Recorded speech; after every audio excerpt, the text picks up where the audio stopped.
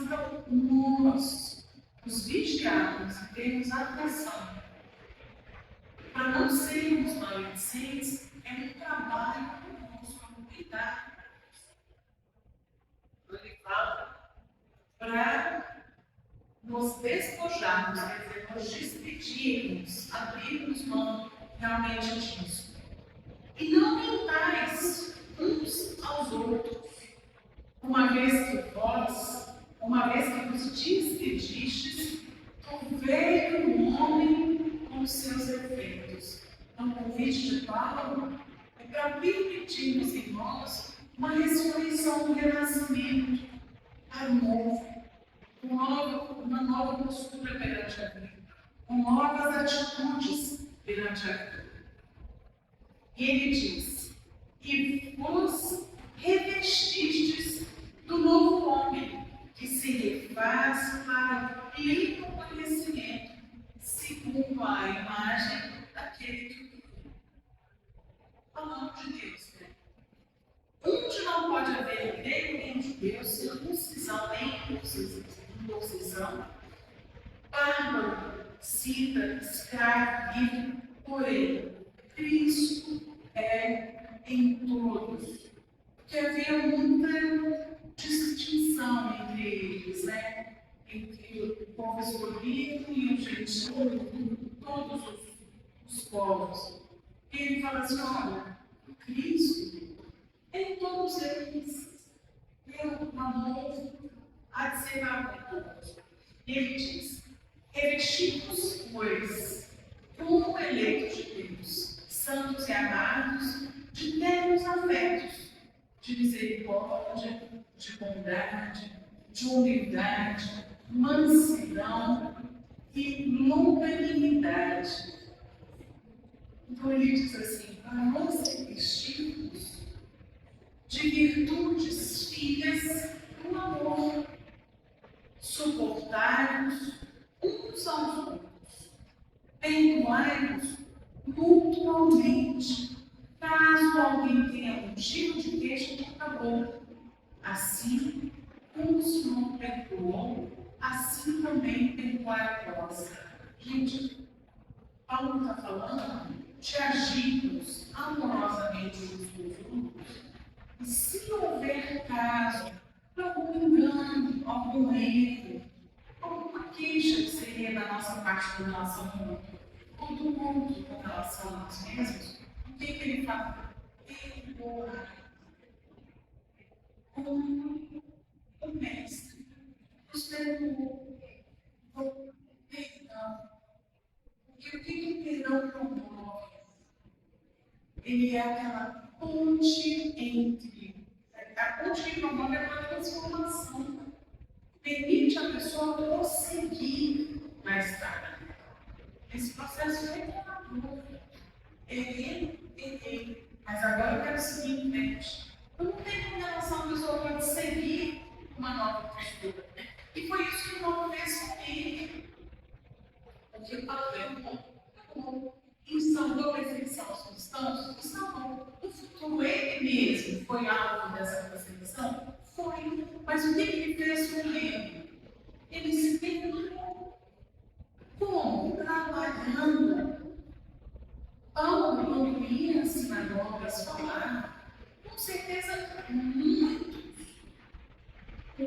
As sinagogas, que foram uma vez, né? E os irmãos antigos judeus tiveram até ânimo quando ele começou a falar, mas quando ele falou por isso, o pessoal já cortou, já não queria mais saber. Eu quero me referir quando ele falava aos cristãos, que muitos tinham um olhar para ele assim: olha, mas você tem culpa no vitória. Ele aceitava aquilo, ele não questionava, porque realmente não tinha nada. Mas ele não falava por causa daquilo, ele não sentava e chorava. Ele ficava de pé e trabalhava. E levava, e como levou de fato, os conhecimentos do Cristo, os ensinamentos do Cristo, as instâncias mais urgentes, e a pé de ficar. Ele caminhou muito levando os ensinamentos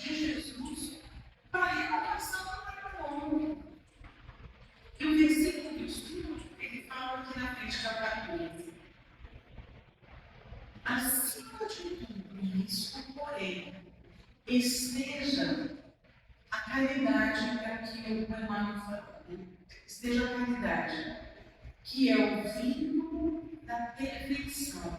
É interessante me dizer que, acima de tudo, acima do perdão, acima da transformação, acima de deixar para trás as más tendências, acima de abrir espaço às boas tendências, o que é? O amor. Porque o amor é o vínculo, é a conexão com a perfeição. Acima de tudo, a caridade. Como eu falei antes, teve um filósofo francês, o André Comte, que fala que o amor mais sublime que existe, em francês essa palavra se chama carité. Carité é a definição mais sublime de amor. É aquele amor que está acima de tudo, que é o amor que nos conecta ao outro. É o amor que dá suporte e sustentação ao outro para se transformar. É aquele amor que aguarda o tempo da outra pessoa para uma mudança íntima. É aquele amor que auxilia discreta e silenciosamente. Sem nem que a outra pessoa esteja recebendo auxílio. O amor carité vai muito além disso, mas esse é o amor mais sublime que existe. E é o amor que eu amo usa aqui para definir as palavras de Paulo. E quando ele faz um estudo sobre esse versículo, ele diz o seguinte: que para esse movimento em nós, todo discípulo de Jesus necessita de coragem, acima de tudo. E eu diria assim, uma coragem amorosa. Porque a coragem amorosa, o que ela é? É aquela coragem onde a gente se ergue e tem força íntima para fazer uma escolha diferente do usual, para ter escolha pela paciência, no momento em que a gente escolhe, fazer a escolha por aceitação. Quando alguém próximo da gente nos decepciona ou erra, para ter aceitação conosco mesmo, quando nós mesmos erramos. Isso é coragem, porque é preciso muita coragem também para assumir os serviços que o amor impõe. Os serviços são esses trabalhos de redenção conosco mesmo, essa transformação que é da pele para dentro, que é aquela que ninguém é testemunha, a não ser a nossa consciência. Aquela que é invisível, mas que nós somos os únicos que podemos operá-la em nós. E é preciso coragem para isso. Coragem para nós fazermos esse movimento. E ainda fala que nenhum discípulo de Jesus que aceite e que encare esse trabalho vai poder dispensar a armadura da fé.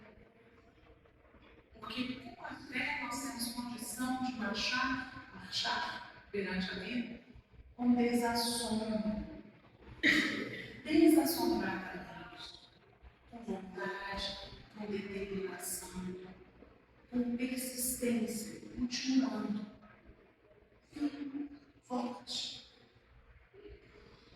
Porque esse caminho de resgate e elevação, ele é cheio de espinhos de escravidão. E os espinhos, como a gente pode verificar aqui na nossa vida cotidiana, são desafios que a gente tem todos os dias.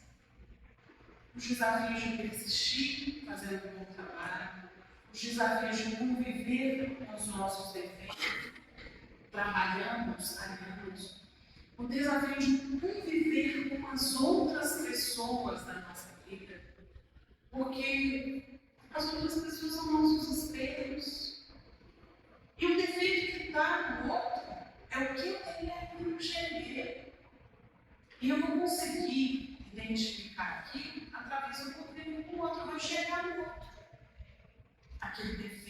dificuldade. Então, isso é o desafio.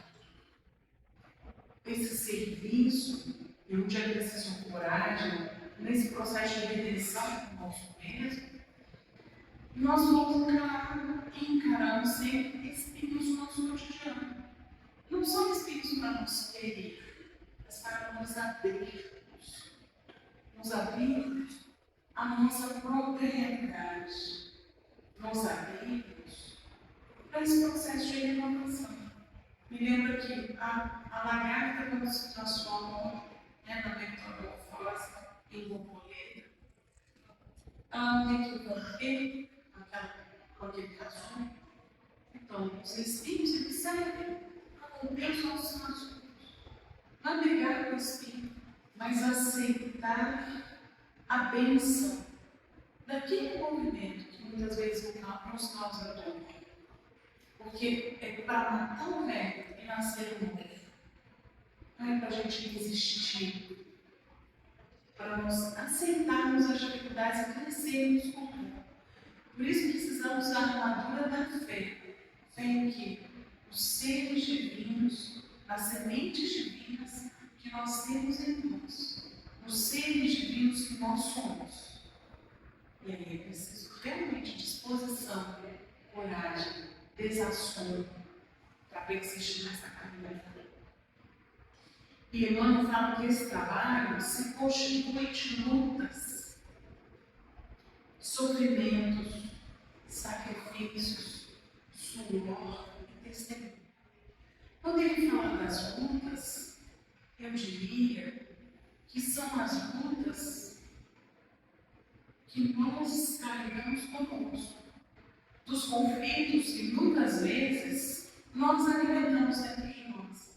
Porque a consciência fala uma coisa e a nossa vontade fala outra.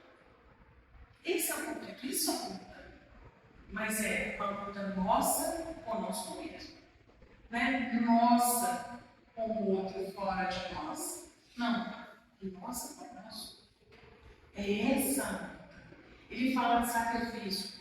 Sim, sacrifício por quê? Sacrificar a vontade impetuosa, sacrificar os impulsos velhos que nós trazemos em nós.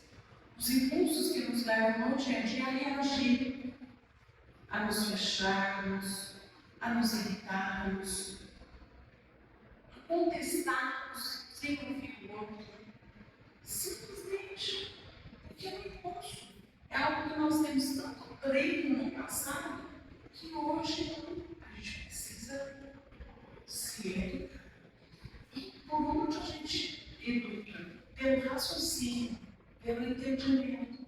Porque através do nosso sentimento, da nossa sensação, é de seguir pelo impulso. É o raciocínio que vai manter na frente. E quando a gente raciocina e fala, não dá mais para agir assim. O meu impulso é querer reagir, mas o raciocínio vai me permitir agir. E aí nós podemos, através do entendimento, do conhecimento que nós temos, escolher uma outra forma de agir num contexto que usualmente nós reagimos. Por exemplo, dá um exemplo simples. Uma criança no almoço de roupa e aquele líquido se espalha pela mesa. Ah, menino, por que você espalhou? Por que você jogou roupa? Criança assim, sabe? Seria um impulso. Isso é um exemplo hipotético para a gente. Se a pessoa não era conter aquele impulso e pelo raciocínio fala, não é melhor ação, enxugar. Parece que a bagunça não se espalhando. E a criança vai aprender a enxugar junto. Então não é a reação desse enxugar, cuidar ali e vamos continuar o almoço.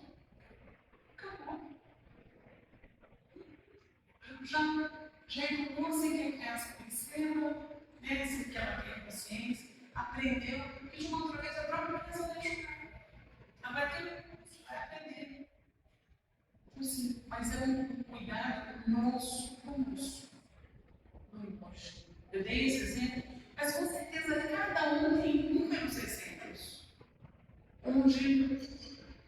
pode criar novas soluções para antigos problemas, novas possibilidades de ação. E aí é um sacrifício daquele antigo.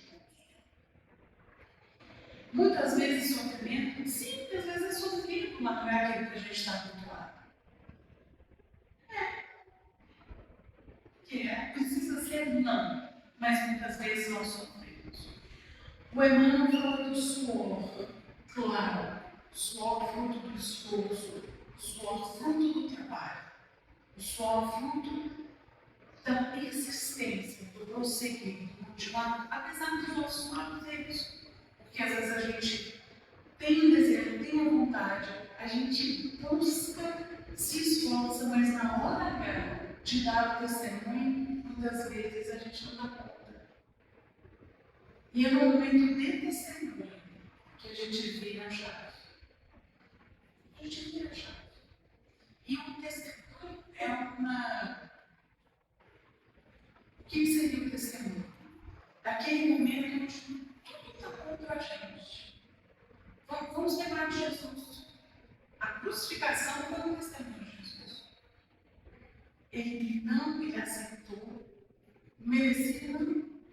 A gente sabe que, historicamente, ele fez tudo para cumprir a profecia, mas ali é para dar um exemplo para nós todos, de que nós todos daremos testemunho, de abrir mão desse passado. E que muitas vezes, esse testemunho, ele é doloroso, ele é sofrido, cobra da gente, que a gente acha até que está dando a mais do que deveria. Não. Outro dia eu conversava com uma amiga e ela dizia o seguinte: mas qualquer ofensa que nós recebamos hoje, ela pode não ser verdade hoje, mas em algum momento aquilo foi verdadeiro. Em algum momento de encarnações passadas. E como a gente sabe que a justiça terrena comete enganos, e que muitas vezes a gente pode ter cometido erro, a justiça terrena não nos pegou, em outro momento no futuro nós podemos ser acusados injustamente, mas pela justiça divina, aquilo está correto. Nós estamos fazendo um acerto de antigos débitos. Então, se hoje nós somos ofendidos, se hoje nós somos acusados injustamente, lembrando, né, gente, pelo amor de Deus, filósofo, lá da Grécia, que foi condenada a sepultura, Sócrates, obrigado. Estava aqui Aristóteles, matou Sócrates. E a esposa falou assim: mas Sócrates, você está sendo condenado injustamente. E a fala dele foi: você queria que fosse justamente? Está correto. Então, assim, se nós somos acusados, condenados injustamente, tenhamos um coração sereno. Porque aquele débito, aquele acerto, é uma conta muito maior do passado. E se ela vem hoje naquele tamanho, que eu estou dizendo, muito maior do passado, é pela misericórdia divina. Tudo que nos acontece hoje, que incomoda, que ofende, que machuca o nosso coração, é justo na justiça divina.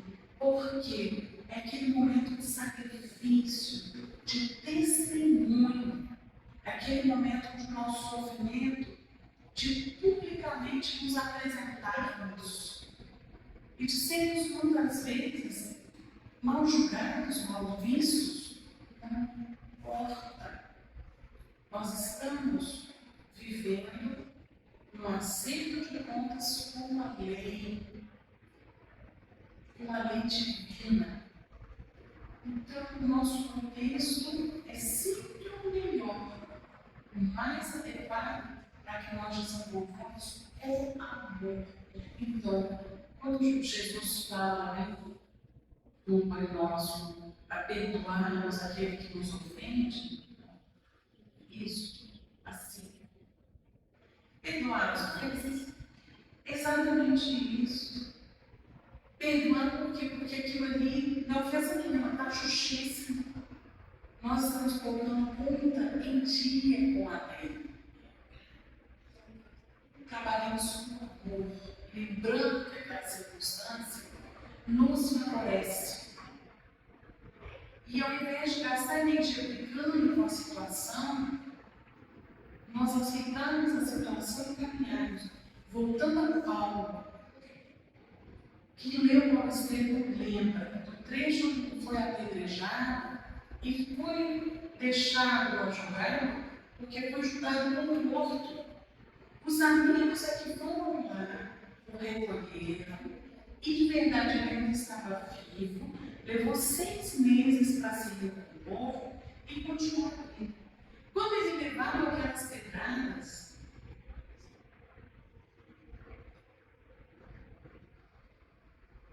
será que ele nos lembrava de Estevão?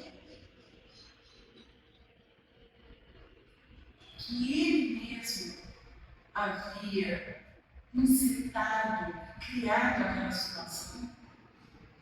E ele testemunhou, ele não recusou nenhuma pedra, ele não brigou com ninguém.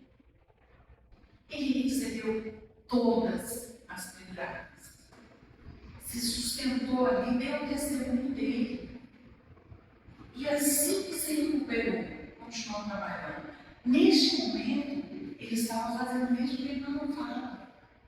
Da pele para dentro, ele estava trabalhando consigo. E ali ele se superou, porque perante a lei, da vida divina, ele estava em paz com ele mesmo. Nós precisamos sofrer para não é o caminho. Mas como nós temos um histórico de enganos, muitas vezes a gente precisa, no nosso cotidiano, colocar em ajuste algumas atitudes, algumas posturas com a vida.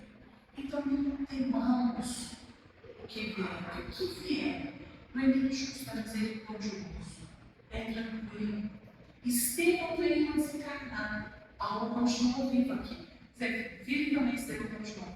Ele continuou no corpo e em condição de trabalhar. Ele continuou trabalhando, então, os nossos testemunhos. Confiemos em Deus, firmemos na nossa fé, fortaleçamos a nossa fé, porque é uma oportunidade na nossa vida de saltarmos para outro degrau. E o amor é que faz esse vínculo com a próxima etapa, com um degrau mais elevado, uma elevação moral mesmo, espiritual nossa, o fortalecimento íntimo. É o nosso esforço que vai poder proporcionar isso para a nossa vida. E Emmanuel continua falando que para essa luta, esse trabalho nosso, nós realmente temos que nos preparar para poder ter essa sustentação e nos revertirmos sempre na alma dessa realidade que ele mesmo define aqui como amor sublime, como nós já havíamos falado antes. Ele fala que a nobreza de caráter, a confiança, a benevolência, a fé, a ciência, os dons e as possibilidades são fins poderosos, são todos recursos que nós temos. Mas ele diz que o amor é o tear divino, onde se entrelaçam todos esses fios e a gente tece uma túnica de perfeição espiritual. É a soma de todas essas virtudes que formam o amor. E aí, essa túnica espiritual, essa túnica, a gente pode até se lembrar daquela parábola que Jesus conta, da parábola das moças, onde naquela época, para poder ir marrom, você tinha a túnica nupcial. E a túnica era uma roupa feita sem emenda. E lá na palavra fala que alguém é visto sem a túnica nupcial. E a pessoa é retirada dali. Nós, fazendo uma metáfora, fazemos para cá, essa túnica é a túnica do amor que nós vamos construindo em nós, pela soma das virtudes que nós vamos desenvolvendo. Ter paciência conosco, persistência conosco, para desenvolvermos esses filhos. E progressivamente vencermos essa culpa, para a gente poder ter essa reunião depois do futuro com o Senhor, né, simbolicamente. E Emmanuel prossegue, dizendo que a disciplina, a educação, a escola, a cultura, o esforço, a obra, elas são flores e frutos de uma árvore, mas que o amor é a raiz. O amor é que sustenta qualquer desenvolvimento. É o amor que sustenta. É o amor é a raiz eterna. Então, com o amor, nós temos um recurso poderosíssimo para nos desenvolvermos. E isso, no serviço diário, que é o que Paulo se refere, né, na carta aos Colossenses, que é no dia a dia nós nos renovarmos no Espírito do Senhor, compreendermos os nossos semelhantes. Porque o que acontece, gente? Como eu falei antes, a nossa luta não é com os nossos semelhantes. Compreender o outro que erra tanto quanto a gente. Muitas vezes a gente erra muito mais. Compreender o outro porque a gente também se compreende e nós temos condições de progredir nos nossos esforços, na nossa dedicação para uma melhoria dentro da nossa vida. E Paulo diz o seguinte: auxiliemos em silêncio. Em silêncio. Hajamos sempre com bondade e energia, integrando, né, a bondade e a energia e a fraternidade com justiça, para a gente não cair em nenhum extremo nas relações que nós temos. Né? E ouvir sempre a sugestão do amor. Outro dia, eu vivi uma situação que para mim foi desconfortável. E eu pensei assim, uma pessoa que me ama muito, pensei nos meus pais, e eu pensei assim, como meu pai agiria comigo se eu tivesse feito isso? Como minha mãe agiria comigo se eu tivesse feito isso? E na hora eu tive a solução. Então, já sei. Fiquei feliz que naquele dia foi um dia dentre inúmeros na minha vida. Nesse dia eu consegui. Em outros dias eu não consegui, não. Mas a gente se esforça, continua e vai persistindo até conseguir. Então, se pensarmos assim, como Jesus, que tem infinito amor, agiria nesse mundo? É a melhor referência que a gente tem. E a gente vai fazer como? Já vai ser melhor do que antes, melhor do que ontem. E Emmanuel, para fechar, ele diz: quem ama, compreende. E quem compreende, trabalha. Trabalha para quê? Para o mundo melhor. Quero só dar um exemplo, por exemplo, a natureza trabalha. Uma árvore, ela purifica o ar, transformando o CO2 em oxigênio. E ela faz aquilo paralelo. Não, mas ela tem benefícios. Mas ela transforma aquele ar para nós. Então, tudo o que fizermos nessa conexão com Deus, trazemos em benefício para o mundo, para aqueles com quem nós convivemos, porque em nós aquela transformação já aconteceu.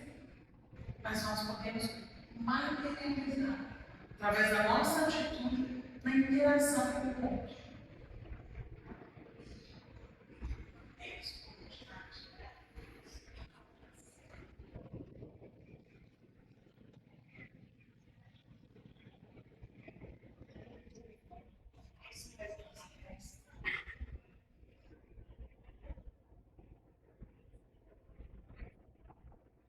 Então, agradecendo a Deus, que é nosso Pai de infinito amor, que nos ama profundamente, perenemente, que nos deseja tudo bem de iluminação, de desenvolvimento, de amor, agradecendo a Jesus, nosso Mestre, que veio traduzir, exemplificar e materializar os ensinamentos e a lei divina, mostrando como melhor podemos viver, como melhor podemos conviver e agir no nosso cotidiano, agradecendo a Maria, Mãezinha do Céu, e no Jesus, que facilitou sua vinda à Terra, agradecendo a Paulo de Tarso, grande exemplo para nós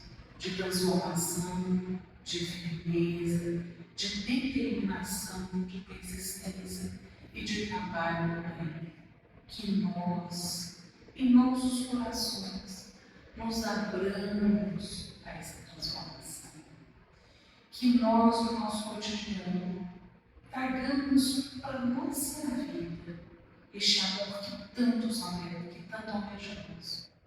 E lembrando do nosso Mestre Jesus, que nos ensina a orar, dizendo assim: Pai nosso que estás nos céus, santificado, Senhor, seja o nosso nome.